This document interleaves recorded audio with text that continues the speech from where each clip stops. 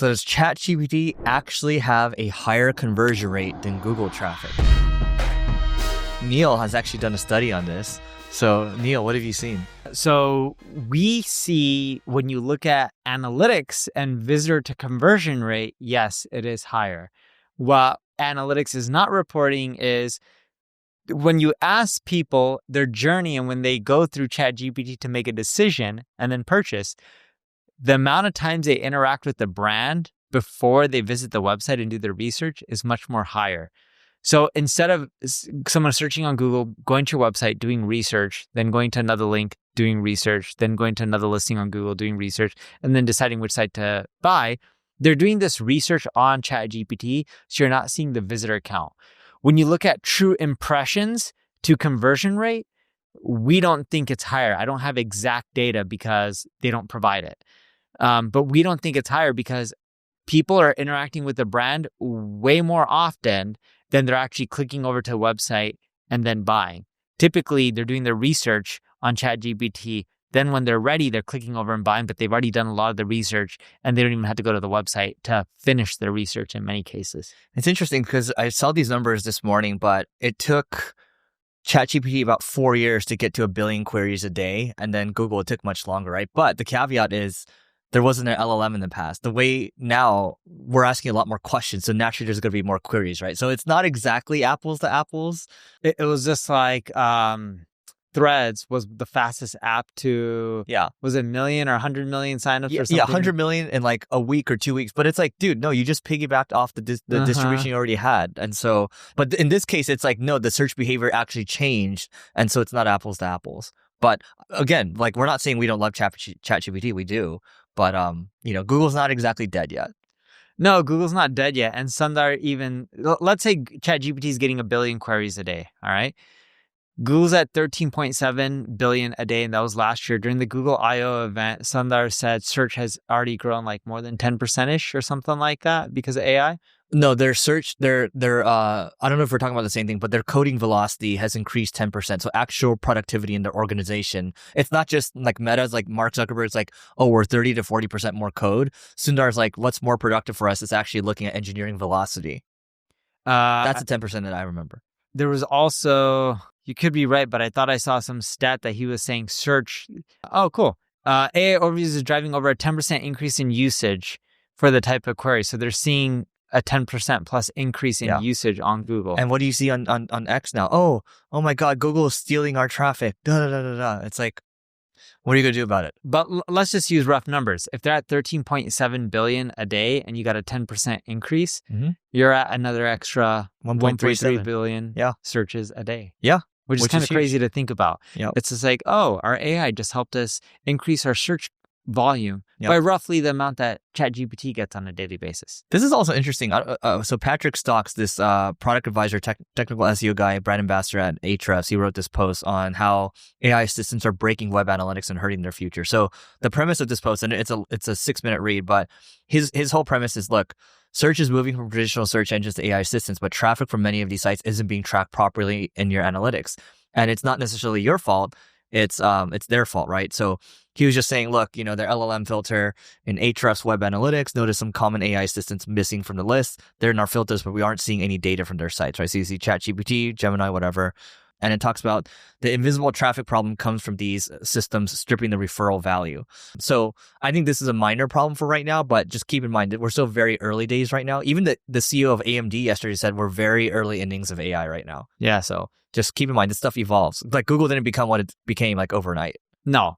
And I do believe that when you look at Google and AI and everything that's happening with ChatGPT, I think eventually they'll catch up to Google with a lot of the data and the analytics and the reporting functionality. Because they announced that they're doing $10 million or $10 billion in ARR, and they are trying ChatGPT.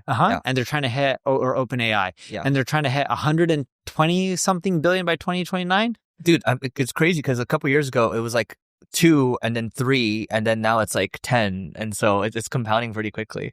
Yeah, I don't know if it went from 2 to 3. I think the numbers. I'm sorry, that number comes from Anthropic. That's actually Anthropic. 2 to 3. That's recently. Yeah. But ChatGPT's numbers is growing at a rapid pace. Yeah. All they got to do is release more features, ads, and all this kind of stuff, and then boom, I actually think it'll grow much faster. Yeah. So OpenAI's revenue through the years. Oh, here's an AI overview. Oh, this is a helpful AI overview. Look at that.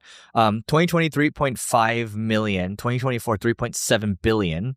Okay. 2025 projected to reach 10 billion in annual recurring revenue, an 82% increase.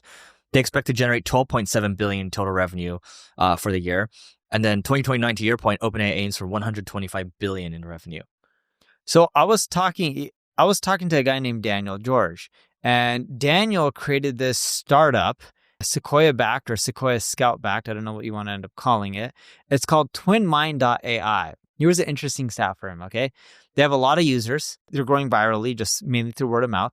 It's never forget anything. It's pretty much your second brain. That's their model. So it can listen on everything that you're doing, create AI notes, to-dos, answers before you even ask during meetings, lectures, conversations. It can pretty much help you with anything they're doing in multiple languages. It's free. When you look at this company, they're leveraging OpenAI's API and Gemini and some of these other players. Their cost per user, I believe, was roughly $30 a month when they first rolled out. Mm-hmm. Now their cost per user is around $3. You're talking about just cost of goods sold, really? Costs To service a user. the cost for all the APIs. Okay, yeah. So it's gone down around 10x in Yeah. like a year and a half. Yeah.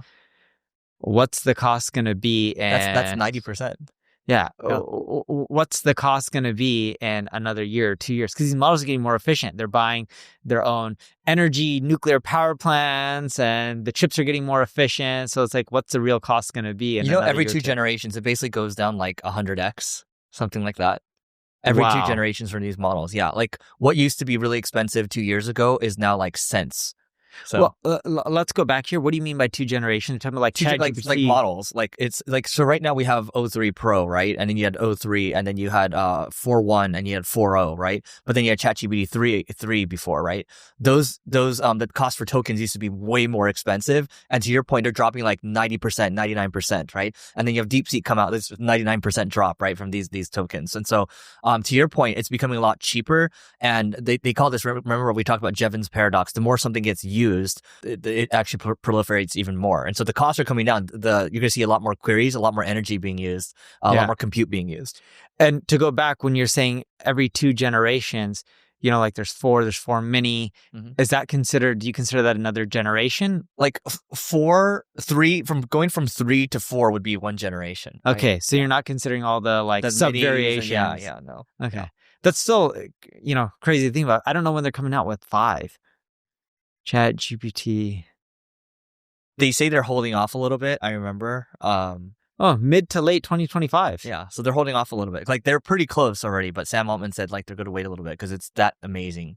ChatGPT 5 is expected to be a significant upgrade, potentially surpassing the capabilities of 4.5. Have you used '03 Pro? I don't know which version I'm using. So I just know I paid $200 a month. So you have '03 Pro. So they just came out with this like 2 days ago, right?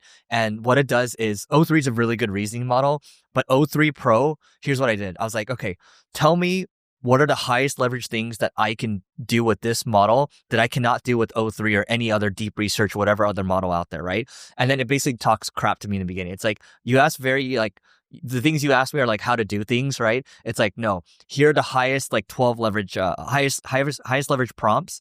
And this must be your kids. They're yelling. those are kids. They're calling for me. Oh, they know you're here. Uh-huh. Okay. So going back to 3 versus 4, when you're talking about, I thought when we're just using the interface on the website, we're just using the latest 4 model or whatever it has. No, so it by default, you're on 4, right? But I keep switching it to '03 Pro. I wanted to see how good this is. Let me read you some of the prompts, right? So here's what it said. It's hard truth. Unless you push the model beyond straightforward tell me what to do requests, you will keep getting answers you could have stitched together from me, '03, plus a few hours of Google, ChatGPT, and Excel. The '03 Pro tier only earns its keep when you force it to synthesize large, messy, multi-domain inputs, run deep quantitative or algorithmic reasoning, and deliver personalized decision-grade output that you struggle to reproduce manually. So let me give you 2 prompts, and then we can move on. So the exact question asked, Ingest these 5 years of single grain and carrot P&Ls plus my personal spending and create a Monte Carlo forecast runway of A, runway, B, probability of hitting 200 million ARR by 2030 under 3 hiring plans. Show the top 3 levers that shift the distribution greater than or equal to 10 percentage points. I dropped this in, it thought for 20 minutes, and then it gave me an answer. I'm going to give you one more. So write Python that optimizes my LinkedIn ABM pricing tiers using historical close rate data and price elasticity curves. Recommend the 3 highest EV price points and expected churn impact. So highest EV would be expected value. And then you would ingest data here. You would preload data from your close won loss data, your pricing and usage metrics. And so this stuff just getting a lot better. You're a data guy. Imagine so I just take all of these prompts and I have them all running at the same time, thinking about these 12 things, and they're all thinking for 15, 20 minutes, taking all the data you have. It's an even smarter strategist in your pocket now. Yeah. And I think it's just going to get better and better. I'm just curious to see what 5 is going to do. Yeah, we'll see. But it's already really good. Yeah. I do believe it hallucinates. For sure. And I have that in one of the topic sheets because I was just in Calgary and I asked everyone in the audience how many times or how many of you has used ChatGPT or any AI model and seen that just the answers are just really off. And I forgot what percentage in the room raised their hand, but it was something significant, like 40-ish +%. Yeah, and I think the rest are lying. I mean, it's like humans. We're wrong all the time. Yeah, but even the ones that are hallucinating, I asked them, you know it's hallucinating. How many of you still use it to do research, figure out what products to buy and get help? And almost all of them still raise their hand because they're like, we know it hallucinates. You double check it. The value it provides outweighs the times it hallucinates. Right. And the only 2 things that are certain in life are death and taxes. So, nothing else is certain. Even if you have a genius computer, who cares? It's just never that 100% right. That is true. Death and taxes are certain, but depending on where you live, because some countries have no taxes. Yeah, but they'll find a way to tax you some way, shape, or form. Something else in your life will tax you. Inflation will tax you. Something else in your personal life might tax you. You never know. You're always taxed in some way, shape, or form. Did you see the inflation numbers that came out? No. What was it? Was it down? It was down. Yeah. Less than expected. But see, now the narrative is like, oh, well, wait till the tariffs kick in and wait until this and that. Dude, that is what they actually said. They're like, well, we feel that the tariffs will kick in the next few months and then go from there. I don't know. The world's unstable, man. It's like, so our mutual friends Syed and Yaniv came in yesterday. Once they left, I'm like, oh my God, so country got attacked, right? Iran got attacked. I'm like, what is going on? So yeah, anyway, not a politics show. No, not a politics show. If you're in B2B, here's the deal. LinkedIn account-based marketing sucks, but it doesn't have to. With Carrot, it allows you to create personalized ads towards your customers and also personalized landing pages that align with the ads so you're going to have higher conversions and influence pipeline reporting to prove that your ABM works. So if you want to learn more, just go to carrot.ai and you can join the waitlist. Again, it's carrot, KARROT.ai, and we'll see you on the other side. Here's another one that's really interesting to me. So I guess I'll experience share here. So you weren't here the other day, but I was going to have you come to this founders dinner where we went to eat hot pot at Hai Di Lao. And was Syed? Yeah, Syed was there. And then we had some other founders and we were just talking about AI. So one guy brought his head of AI. I brought my CTO. And the same thread, I don't know if this thread's happening with you right now. It's like I don't think anybody takes any joy in having to cut people, but we are looking for ways to spread AI throughout our organization. So obviously the founders will trumpet it from the top, but that's not enough, right? You have to look for people who are willing. And if you're willing, I will teach you, right? But you're going to have people in your org, especially when you have, thousands of people, you're going to have people who are unwilling and resistant, right? And that's the problem.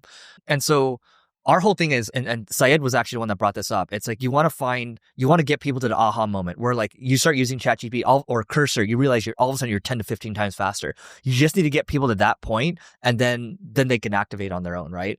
But I think the problem is the people that are kind of fighting against this. It's like, dude, it's the equivalent of saying oh, don't use power tools to build a home. It doesn't make any sense, right? No. But I guess my question for you is how are you guys spreading AI fluency throughout your organization, or are you even thinking about it? We don't think about it from that way of spreading AI fluency. We have a mandate. We tell people to use AI whenever it makes sense. It's a little tricky because quite a few of our enterprise customers don't allow us to use AI. Mm-hmm. So just some of them, we're not allowed to even use it. contractually. And if we want to use it, we got to let them know what tools, get authorization, even if their data is not shared. And then there's also liability issues that we have to worry about on our end if we use it, even if it is allowed by them with their notification. But we have quite a few contracts that are just saying you cannot use it. So on our end, the way we think about AI internally is if you can do things more efficient, by all means, use it when we're legally allowed to use it. I know that sounds really crazy to think that way, but at size and scale, you also start to think about wealth preservation versus wealth generation.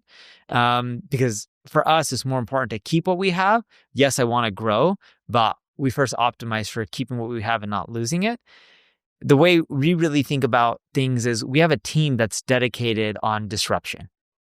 And their goal is to just disrupt every single department through AI or any other forms of technology or efficiency or processes.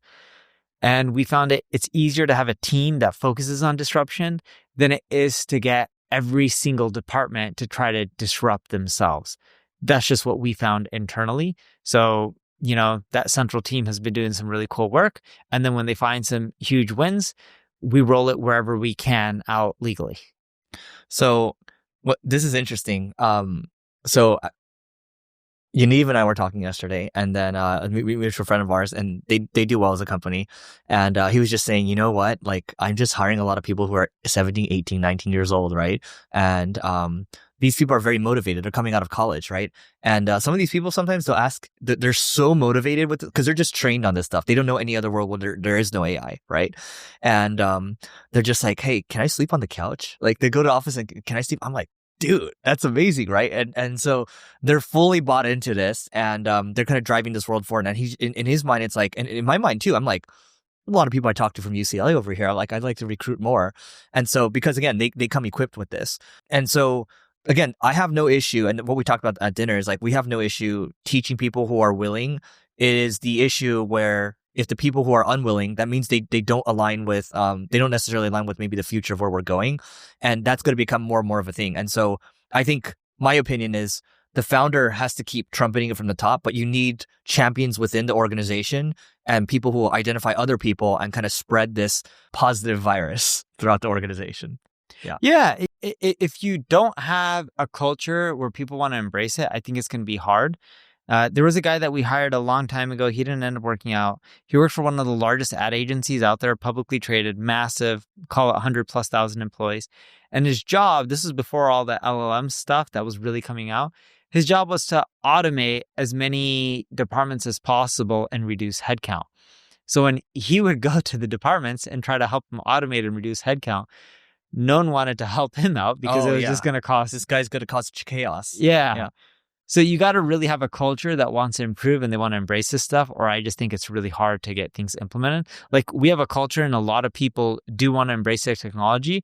We're just restricted in a lot of ways legally, or legally is probably the wrong word, contractually, with many of our clients not allowing us to use this new modern technology. It's not even just that. I mean, you also have to make sure that from a security standpoint, things like we're talking like actual security in your company too. Like you can't, it's not like if you're starting a company, you can kind of do whatever you want instantly. No. It's not like that. And that's what we were talking about yesterday too. It was coming from a preservation angle, but how do you push this on people who are willing? Again, so I think, by the way, if you're listening to this and you work for a company, you're hearing about all these companies.